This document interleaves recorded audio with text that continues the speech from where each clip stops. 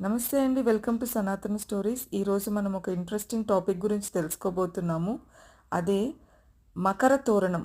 మీరు ఈ మాట వినే ఉంటారు. అసలు మకర తోరణం అంటే ఏంటి? ఆలయంలో దీనికున్న విశిష్టత ఏంటో తెలుసుకుందాం.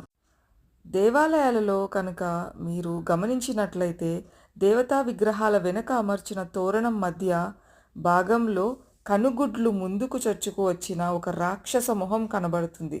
దానినే మకర తోరణం అని అంటారు. అసలు ఈ రాక్షస ముఖాన్ని తోరణం మధ్య భాగంలో అమర్చడానికి గల కారణం గురించి స్కంద మహాపురాణంలో ఒక కథ ఉంది.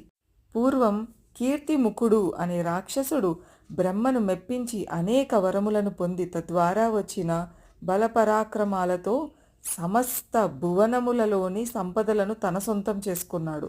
చివరకు పరమశివుని పత్ని అయిన జగన్మాతను కూడా పొందాలని ఆశించాడు.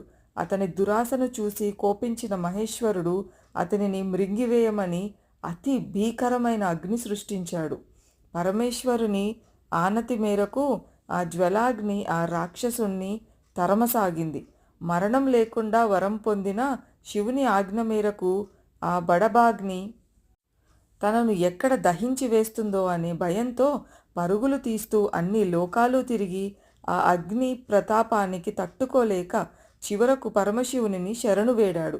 భక్త సులభుడైన బోలాశంకరుడు ఆ రాక్షసుణ్ణి రక్షించడం కోసం ఆ అగ్నిని ఉపసంహరించి తన నుదుట 3వ కన్నుగా ధరించాడు. ఆ తరువాత కీర్తిముఖుడు తనకు విపరీతమైన ఆకలిగా ఉన్నదని తను తినటానికి ఏదైనా పదార్థాన్ని చూపమని మహాదేవుని కోరాడు.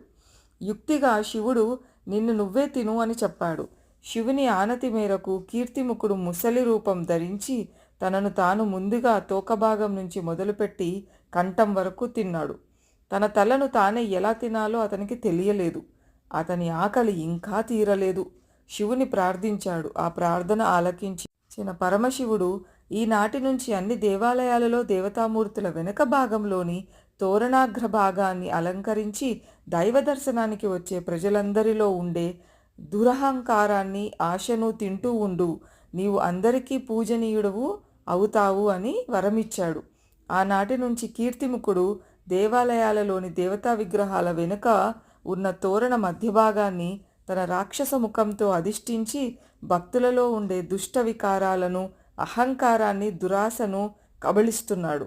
ఈ కారణంగానే దేవతామూర్తుల వెనుక మధ్య భాగంలో అమర్చబడిన తోరణాన్ని మకర తోరణం అని అంటారు. ఇలాంటి మరిన్ని ఇన్ఫర్మేటివ్ వీడియోస్ మిస్ అవ్వకుండా చూడాలంటే సనాతన స్టోరీస్ ఛానల్ని సబ్స్క్రైబ్ చేసుకుని ఈ వీడియోని లైక్ అండ్ షేర్ చేయండి.